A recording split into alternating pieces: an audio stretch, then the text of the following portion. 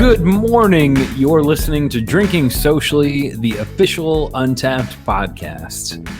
Your weekly look into what's happening in the Untapped community and the world of beer. So this episode is brought to you by Untapped and the Untapped store. Use the coupon code PODCAST to get 20% off your next purchase. Good morning, guys. I'm John, and Mount Beermore, the title of this episode, was created because our incredible, talented producer, Becca, was drinking beer on vacation. Well, it wasn't really vacation. It was actually, I think, just a regular Wednesday, much like today. The idea is stolen from the premise behind America's Mount Rushmore, which is a really big rock in South Dakota, like gigantic rock. And Gutzon Borglum is an architect, a rock architect, an artist that was charged with choosing who was going to be placed on this monument in South Dakota. And even the U.S. Bureau of National Parks likes to ask visitors, who would you put up there if it were your decision? Now, Harrison and I took that idea and applied it to beer.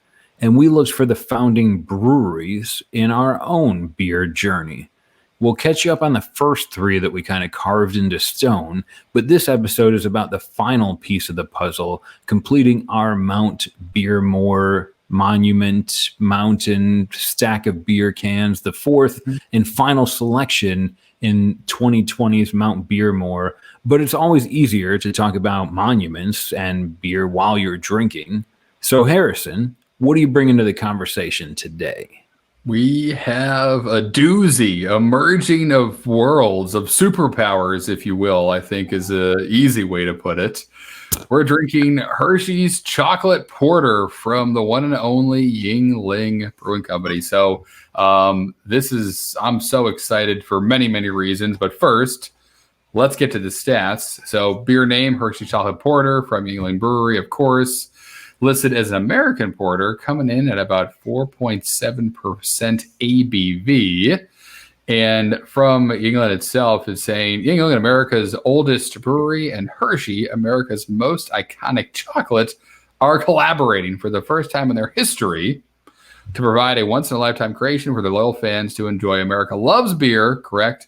America loves chocolate, obvious. Also correct. Right. So Yuengling and Hershey's join forces to bring the best of both worlds to their fans with a limited edition Yuengling Hershey's Chocolate Porter. This collaboration gives consumers the opportunity to savor and indulge in this unique beer for America's oldest brewery and America's most beloved chocolate brand. And I grew up as a child on Hershey's chocolate, as a older child on Yuengling beer. So this is very exciting for me. But John, have you already dived into the first sips? What's happening over there? Oh my gosh. Okay. Quick disclaimer. Yep. For those of you listening in Europe, this is not your chocolate. Yeah, that's what I was going to say. We can definitely have that conversation. Arguably, it's good. This we'll talk about the real chocolate versus Hershey's chocolate versus this beer. But first sip reminds me of losing my first Little League baseball game and being really sad, and my dad saying, well, let's go grab an ice cream. That'll make you feel better. Later, I got diabetes. But, it reminds me dead on of Hershey's chocolate syrup. It's milk chocolate sweetness more than it is a beer. Harrison, I'm excited to hear what I've had this before because for research, and it tastes. I want to cuss. It tastes amazing. Yeah. Harrison, what do you think? This is so cool. You're right. So Yuengling was kind of going to college outside of Philly. Yuengling was everywhere. It wasn't, by the way, the world calls it Yuengling. If you're in southeastern Pennsylvania, you just order lager. If you go to a bar and say, give me lager, that's Yuengling. No one says Yuengling. You're looked at like a weird person if you say, give me a Yuengling in southeastern PA. So don't do it. Pro tip. No, and like not just Yuengling lager, which everybody knows, but I've always held that Yuengling's porter, which I believe is still the base beer of this beer, is like one of the best most underrated porters out there easily. It's like 4.7% as well, I believe, and really easy to drink. So great. Give me Yuengling's porter any day. Add to it, right, the chocolate of my youth. And like, let's not overthink this. This is great. This is such a cool experience. And if you're thinking chocolate, sweet, I don't like sweet beer, I'm going to say stop right there, because this is not. I'm getting like the chocolate flavor. There's a little bit of sweetness happening, but this is not a pastry anything. Like, you can just forget all that. This is just it's just a different way to approach, like almost like a chocolate note you'd get from malt that could impart that. Some certain roasted malts, of course, as we know, like certain caramel malts impart great chocolate flavor. So this is just so cool. It's lighter, it's easy drinking, and the chocolate hits, but it's not out of place. If you didn't tell me this is a Hershey's chocolate porter, I'd wonder how they got this really cool kind of chocolate malt flavor, and I wouldn't be surprised that you told me Hershey's. But also, if you said, no, we just roasted it in a different way, I'd be like, all right, cool. It's very natural in this. I think as I'm getting at, that like the chocolate note, it's good. It doesn't taste out of place. It doesn't taste like a pastry stout. I mean, it's 4.5, 4.7 ABV. So it's kind of thin. It's easy to like. I could drink this mowing the lawn. Yeah, I could drink a lot of these. This is good. Yeah. This is dangerous. And it to that point, it's not as caloric as a big 12% pastry stout. But the flavor profile. If you ask me how they made this, I would say they took a glass of milk, filled it up with Hershey's chocolate syrup, and then replaced the milk with beer. No, tastes like it's a very eloquent chocolate milk beer. If they marketed it as chocolate milk porter and they sold it worldwide, it would be a huge. It's amazing. This is really good. That may be the move. This may disappear quietly for 2 years, and then they may reemerge with chocolate milk porter, on tap at every fast food and diner joint in the world, and it's just this beer under another name. Because you're right, it's got it all. It's to have an adjunct like chocolate in a beer, and it's not 12%. I mean, that alone, like, there are plenty of huge imperial stouts, pastry stouts, you name it, that celebrate chocolate and throw it in there with a ton of malt.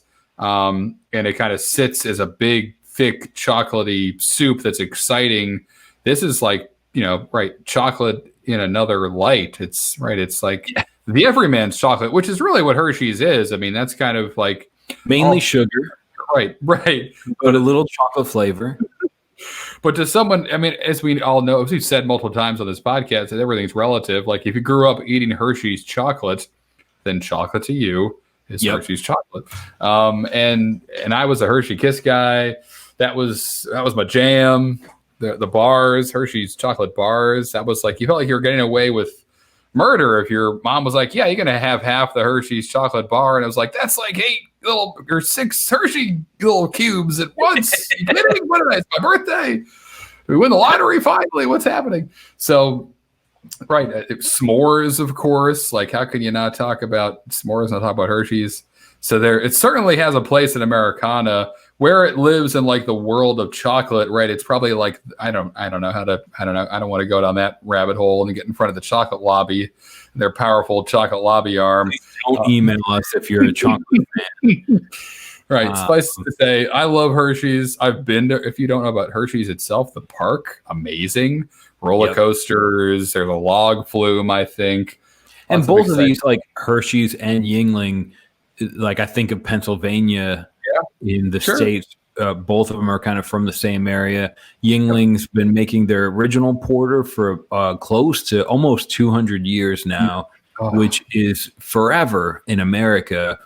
If you look overseas, like Weinstephan's been brewing for over 1,000 years. They've got an edge, but here in the States, 200 years making the same porter and collaborating with a chocolate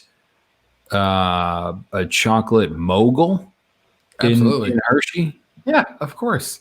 Hershey's everything. Even, I mean, it's a transcendent brand because it's chocolate bars, but it's also the chocolate syrup. And now you're talking about chocolate milk. You're talking about sundaes. I mean, it really is like a big part of just like the birth of like post World War II America. We're sitting in a malt shop, having a sundae or a malted whatever, and listening to doo-wop and dancing in our poodle skirts and Hershey, having some chocolate in the car on the way home. It's like it's kind of just part of that exciting part of our history. So, and again, obviously, I just went through a whole plastic jack-o'-lantern full of chocolate to get it out of the house because it needed to be gone. And gotta get rid of this. Hershey's was everywhere. I'm like literally sitting in a pool of Hershey's chocolate bar wrappers right now. If you could see the state of my floor, it'd be terrifying. So yeah, I'm sold on Hershey's. But then again, okay, got it. But Yuengling Porter itself, which is, again, I'm 90% sure is the base beer of this. At least it reminds me very much of it. Same ABV, 4.7%. A dark brewed porter, like you said, John, 1829. They've been brewing this thing, the porter itself, and it's just so good. It's one of those beers that does, I don't know, even if it leaves really. Where PA, and then obviously England has a brewery in Florida, so you see it a lot in Florida, but it doesn't really like leave the more local to the brewery markets, the porter and itself, and it's just so good. It's just delicious to have a sessionable porter. That is like my happy place. Yep, like this is like an Irish stout version of a porter. It's got sweet, amazing flavor. I can drink 3 or 4 or 5, 7 of them. Let's take a minute. I'm going to talk about what BJCP refers to as Style Guideline 20A, the American Porter. Of course. So overall, this should be a substantial malty dark beer with complex and flavorful dark malt character. On most porters, that's a dead on. On this particular version, that's for me really dead on. Like they got so much malt that it tastes like chocolate sauce. Boom. The aroma can be pretty varied. What I found most interesting in the BJCP's description of an American porter aroma is that it can be dry hopped and fruity esters can exist on the nose of an American porter to fall in that guideline. The appearance, medium brown to very dark brown. Sometimes you'll get even a little bit of a reddish or garnet hue to it. Like if you hold a light up to your beer, you can see that. Some of them might be a little bit darker. Yeah. The flavor, looking at yours, Harrison, on YouTube, like that's as dark as I've seen a beer in most cases. Sure. The flavor. Sorry, the nose just screams chocolate now. Like it's opening up a little bit, obviously. Like we got to pause. It's right now, if I'm blindfolded and I walk into this room, I'm convinced there's chocolate bars everywhere. That's impressive. That's really cool. When a beer does that, when it kind of tricks your brain into thinking it's something else. That's indistinguishable cool. On the nose of this beer. You could have a cup full of Hershey syrup, and I don't think I'd be able to tell the difference. I'd drink them both and be happy. True. Or something. For a typical American porter in the BJCP guideline, you can expect a strong malt flavor, right? We're hitting this right now. You'll get that more often, like if you're drinking Founders Porter, Sierra Nevada's Porter, Anchor makes a delicious porter, like a base American style porter. Yeah. The mouthfeel, BJCP says medium to medium full body. That's relative. What does it mean? Usually for me, when I'm drinking a porter, the mouthfeel is a little bit less than the mouthfeel I get in a stout. And that's subjective, but I expect a porter to be a little bit thinner than a stout. And that's a huge argument we'll have to have an episode on. We will. It's in the works. Yeah, like the guideline for BJCP that is generally more written in stone is the ABV guideline for an American porter. Beer judging wants this to be between 4.8 and 6.5% ABV. Yuengling slides in here at 4.7. Right. I don't know if they'd get a pass and getting judged in this category because it falls a little short or not. I'm certainly worth, obviously submitting it and letting the judges kind of at that, right. You're so close at that point. It's like, that's not going to be the deciding factor. But John brought up a really cool point. This kind of porters and stouts. What's the deal? I think we may dive in deeper, but John has some quick thoughts about this. We definitely want to share with you guys today. This, I think the porters and stouts, where we are today in 2020, it's almost more marketing than anything. It's a question, when I'm talking with a brewer on the phone or someone in the Facebook group, it's a question that gets asked often, and it's because there isn't, I think, an easy answer. There's, without even thinking about it, half of the beers are dark and half of them are light in color. So you got like Schwartz beers and Scotch ales, and you got a dark American lager, which I think we actually had on the show a little while ago. Yeah. And that's broad categories of these dark beers. Generally, you think of a stout and a porter.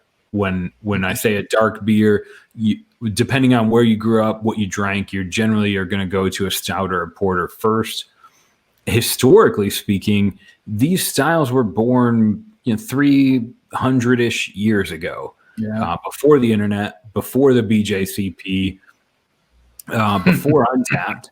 So, I mean, basically you had English brown ales were the dark beers of the time. And then stouts were basically the higher ABV version of a porter. They were literally, you would order a porter. If you had to drive home, you would order a stout porter if someone else was driving you home. Wow. And even more so, they would often, like a porter generally would be something you aged in wood. And at the pub in England, these would be mixed to order. Like the brewer would be making these beers, and then the pub would effectively be controlling what you taste. One of them might be a little bit sour, one of them might be really woody, and they would mix them together so that you got a good pour. Mm-hmm. So I think long answer short is the difference between porters and stouts is a Netflix documentary that hasn't happened yet. Yes. But Harrison and I next season are going to try and tackle that. I don't think there's a real answer. You could say malted barley versus unmalted barley. You could say ABV, but really, I think it's kind of subjective. And what we're seeing in craft beer now is that a lot of it is in the name. If you're trying to sell your beer to a crowd of people that already love craft beer, you're better off calling it a stout. And that's just branding. That's just marketing. It doesn't really change your beer very much.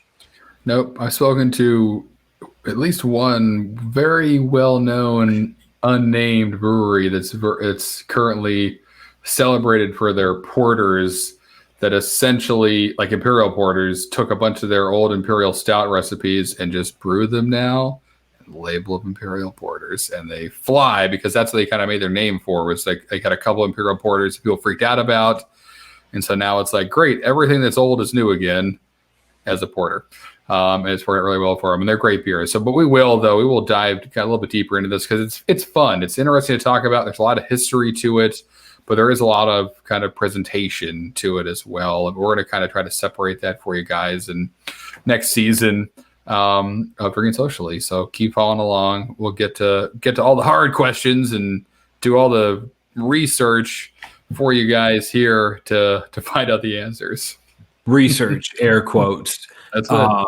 Before we move on to Mount Beermore, Harrison, I know you were kind of looking into this beer, which the most amazing thing to me, first twist off beer we've had, first twist off cap we've had on the podcast, I'm pretty sure.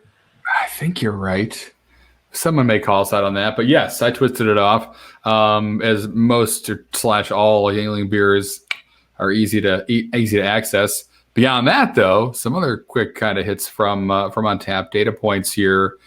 since this beer kind of came onto the scene a couple months ago, again, this year, they kind of made it a seasonal. Maybe that's going to stay, maybe not. We don't really know, but it's here now. Top 5 beer worldwide, check-in wise on Untappd, which is amazing and speaks to the the legend of the brewery and Hershey itself. And currently, as we're recording this, monthly check-in wise, for every one Yuengling lager that's checked in, there are 4 Yuengling Hershey Porter being checked in. I get it though. I get it, man. I could drink a couple of these. I know it's awesome. And stated on the website, this is available October through February right now. It looks like this may be a seasonal to come. I hope it is. I mean, it really should be. It's done clearly very well for both brands, but so far mainly kind of located in the lower kind of like southeast mid-Atlantic of the U.S. Again, I haven't seen, looking at Untappd, tons of check-ins outside of where I guess you would see the bulk of the Yuengling lager check-ins. Yeah, I saw a few, like Arizona has some weird beer connection where they do. Any beer in the world that you want is available in Arizona somehow on Untappd. But yeah, most of Yuengling's distribution, I think, limits to like Texas and New York. I think they'll get into Mass, but not Maine.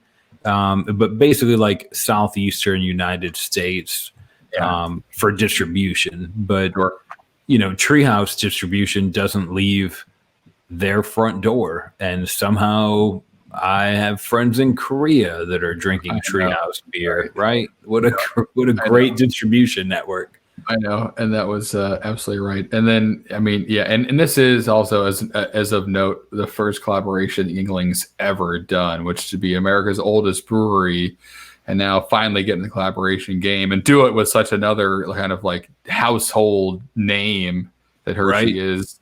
I mean, that's the way to go. If you're going to wait, start with a bang. So they certainly did that. And this is great. I mean, this definitely, it's exactly what I hoped it was going to be. Like, this is the best execution of this is what's in that bottle.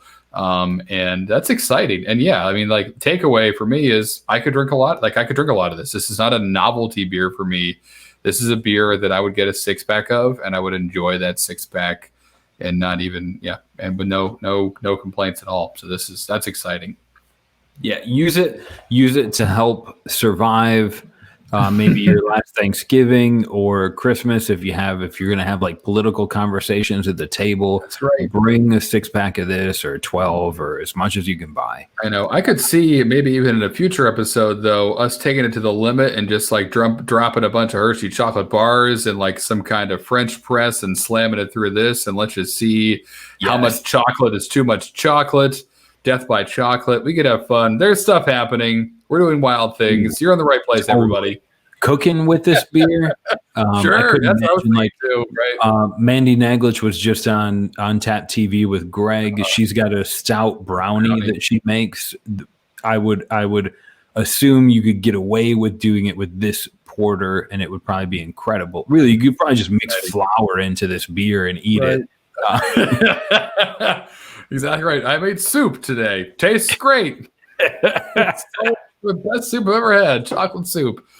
That's right. If it's fit for a 5-year-old, you'll probably enjoy it as well. Well, maybe.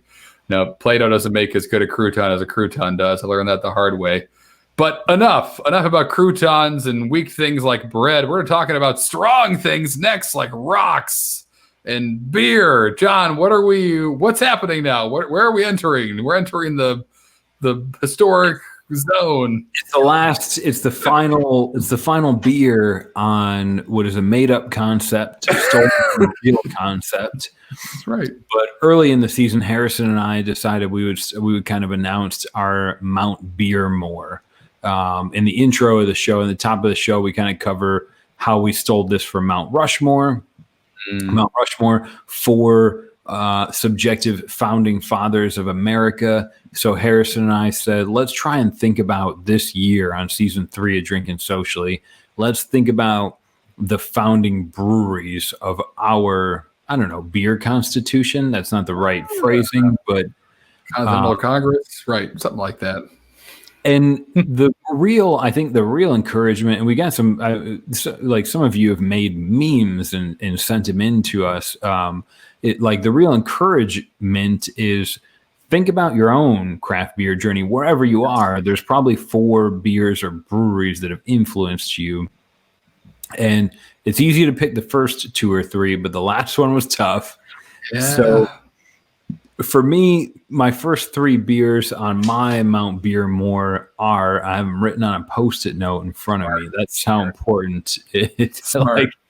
It's harder. The first one was Founders All Day. That was the beer that was like my comfy road friend of craft beer. It was relatively easy to find. It was delicious. The second one, life-changing, Disruption from Saranac Brewery. It was a canned nitro 7% brown ale, and I drank so much of that beer. I drove most of the eastern U.S. to buy it all when they stopped producing it. The third one was Franziskaner's Heffy. That was really one of the beers I'll credit with kind of introducing me to the idea that beer can be different than that domestic Super Bowl TV ad beer that you grew up thinking about. Franziskaner helped change my concept of beer. And the last one for me is Victory out of Pennsylvania. Victory makes a beer called Dirt Wolf. It's an IPA. The first time I drank it, I hated it. The second time I drank it, it was the first beer that I remember thinking, oh my gosh, this is it. I like IPAs now. This was about 5 years ago, but Victory Dirt Wolf, I'll credit with really opening up a giant world of IPA craft beer potential. So Victory's Dirt Wolf, the fourth and final beer on my giant rock. Harrison. Fantastic. I'm excited and eager to hear what you chose for your fourth. Yeah, so quick recap for me. So far, for my Mount Beermore this season, it was Sierra Nevada's Pale Ale, which is my desert island beer. I got a fridge full of it, just a foot away from me. It's I always need to have. It's like my blanket, my safety blanket, whatever. That was an easy one. Allagash White next. Similar to your description of the Franziskaner experience, that was a beer that I had where I was like, this is so refreshing. This is a beer I could have every day. It's different. It got me excited about beer and thinking about beer, in a way I hadn't before. And then Old Chub from Oscar Blues, which is, as we all know now and have been celebrated throughout the Facebook group, tied tightly to Krull, the classic movie we all know from Liam Neeson's career. Krull. No one knows. Krull is I got to get a poster of that behind me. That's an obvious thing. I'm an idiot for not having it yet. But anyway, that beer, same deal. Kind of like the first, as I said on that episode, first kind of beer I ever brewed was a Scotch ale. And to have a kind of commercially available one and drink a 6-pack of it like it was a light lager at the time, because was most of the other beer I was drinking. That was a good night when I had Krull. Tune into that episode. We'll list all this stuff in the show notes of when we kind of ran through each one of these Mount Beermores, because those episodes are fun. We kind of get into the weeds. We might list them all in the show notes. Right. Everything goes according to plan. If I can convince John, so that's where I've gone, kind of in a nice variety, just much like John's, where pale ale, I got a wheat beer, got a dark beer. So where do I end? Where does this journey kind of take me? And more importantly, like looking back on my journey so far, like what are those beers that it's just like, right, you remember where you were when you had it the first time, or you remember just kind of like how having that beer later, and you had other beers that same style, you were like, well, it's not like this other beer. You kept referring back to it. It kind of became like a keystone beer for you. And the brewery that made the beer I was going to choose number 4 was never in dispute. It's coming from Dogfish Head. Dogfish Head is my kind of gateway brewery. Going to college in Philadelphia, it was everywhere. It was always fresh. When my roommates had a house down in Rehoboth that we would go down to when no one was there in March, when it was still kind of cold, and go to the Dogfish Head's brew pub in Rehoboth Beach. So like I knew that that something from them was going to make this list. And at first it was like Aberhop. I remember the first night I had that beer, lucky to have a roommate with an older brother who was smarter than us, who brought a case of it. And I was like, what? All I've had at this point was light whatever. This is also a beer. That kind of blew my mind. So that's where I went right away. And then I was like, wait a second. Years later, I remember having Indian Brown Ale and thinking, holy cow, I love dark beer now. This is a dark beer that has some kind of hoppy punch. What's happening? Once again, Dogfish Head is messing with my mind. But as I kind of thought more and more about it, I kept coming back around to a number that we all probably know and love, and that's 90 minute. They're double IPA. That beer for me, I have so many stories kind of associated with it, where it really was, as again, a college-age kid discovering an IPA that had a shark on the label. It was exciting packaging. It had all these cool testimonials from like Esquire and all these fancy magazines. The best IPA in the world, I think, was on their case of 90 minutes. Yeah. Right. And it was, so it was exciting. And I remember drinking that and playing volleyball all day, drinking that beer as like an idiot. But like so many parts of my life, that beer, early on in my beer career just it's there as well. So I'd be remiss not to include it in my Mount Beermore. It's definitely kind of set the benchmark for double IPAs in general for forever. It's always the one that I kind of think back towards even today. But John, what made you let's talk more about Dirt Wolf and kind of how so you hated it at first, but now it's on Mount Beermore. What happened? So for me, it was like at that time, this was going back to like 2014, 2015, I think, and IPAs were becoming more popular, and I was selling a lot of them. And it was like at the time, I was thinking of beer as this giant open world where everything's its own journey. But everybody that was coming in to buy beer from me was saying such and such IPA, this and that IPA. Sure. And Victory's Dirt Wolf was an easy one to sell, really, because Dirt Wolf's a cool name. It's like the sequel to the Joe Dirt movie. So I remember I got it on tap and I was selling it and people were buying it, and it's a great beer. And I remember drinking it and thinking like, nah, this still tastes like an IPA. I just have to like it because these are cool right now. Right. And this is like Coronado's IPA and Trogs made an IPA that was popular right down the road from them, Perpetual. Sure. Yep. And so like a lot of these more regional breweries were starting to really like dial in their core IPA. You had like Sierra Nevada Torpedo and other things as well. But Victory's Dirt Wolf, and I blew through. That keg was gone in like not even a weekend. Yeah. And I was like, oh man, we'll have to run this beer again. So we got it again.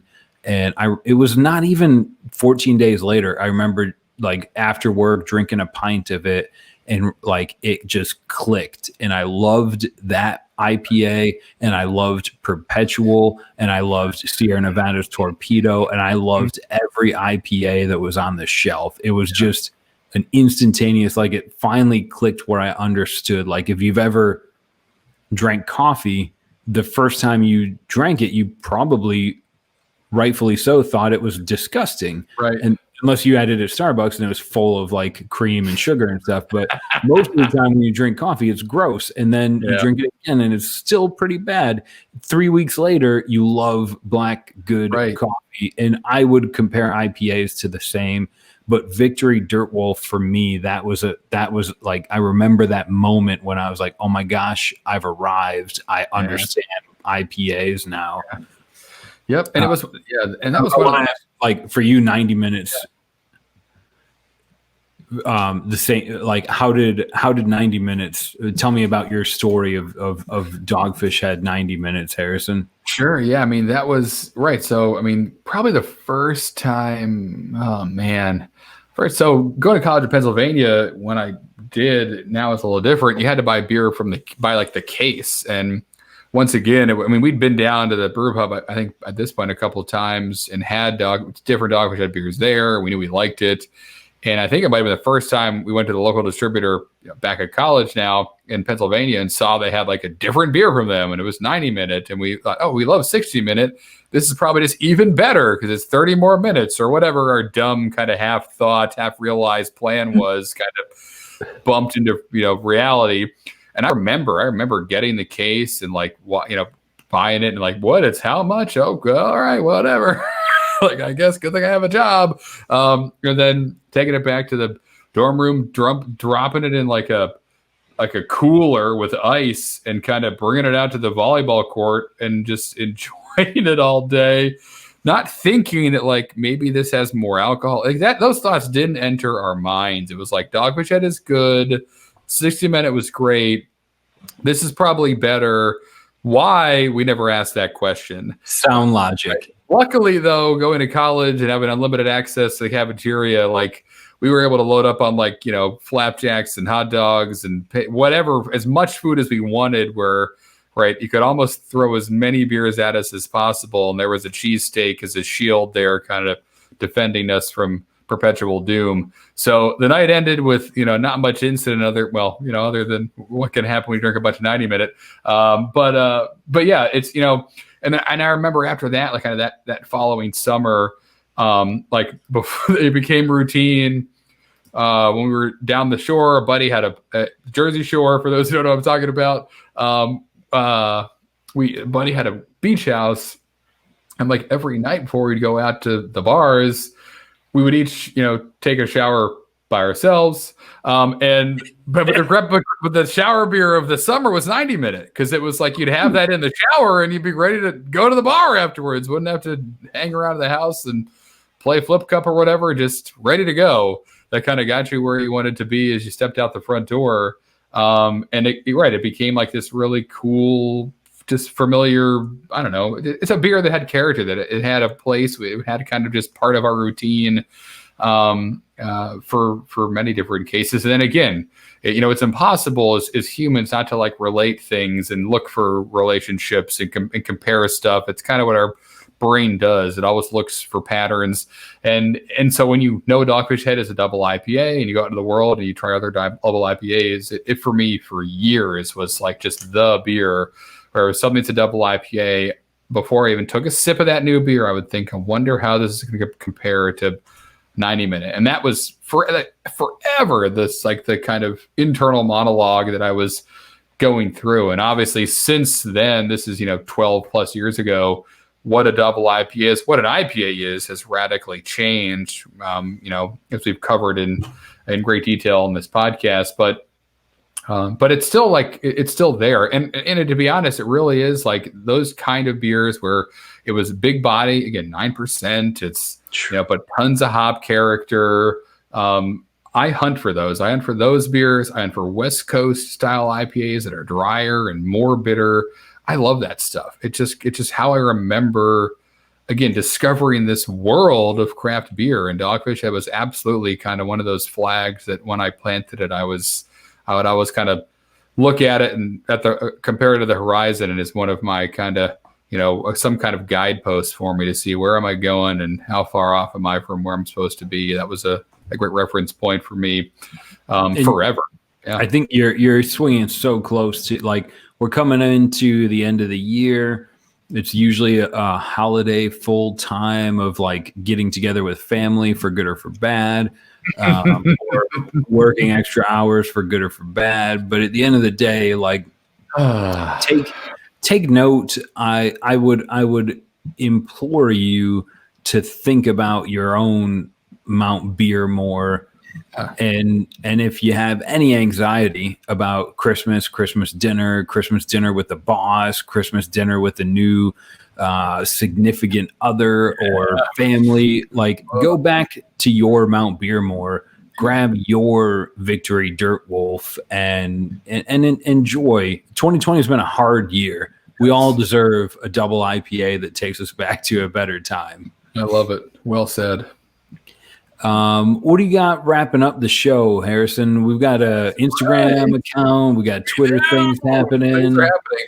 So if you caught it already, kudos to you. If not, don't worry. It's just beginning. But John and I are knee deep in our beer advent calendar. So we're kind of taking turns every other day, drinking a beer at 24 to, or more than that. Well, I guess 24, right? That's how advent calendars work, to knock through before Christmas Eve. It's been a lot of fun already. And yeah, as John said, so you can always follow us at That Beer Podcast on Twitter, but also have an Instagram. We've been dropping a lot of different kind of content there, and just trying to see basically where you guys like engaging with us the most and talking, and what you look at more often. That's what the goal of all this is to just have a fun conversation about all this stuff we're doing. So keep an eye out on those accounts. It's at That Beer Podcast on Instagram, on Twitter. You can find us both places. And yeah, we're kind of drinking our way through the month of December, and using the guise of an advent calendar to make it seem like we're not just drinking our way through December. And it's great. Yeah, they should have they should work on a year in beer calendar. I think that's us. That's our job, John. Coming soon, maybe. Lots of memories on the show. Box. Right, a gigantic box. And coming soon, the adventurous calendar for a year. That's happened in real time.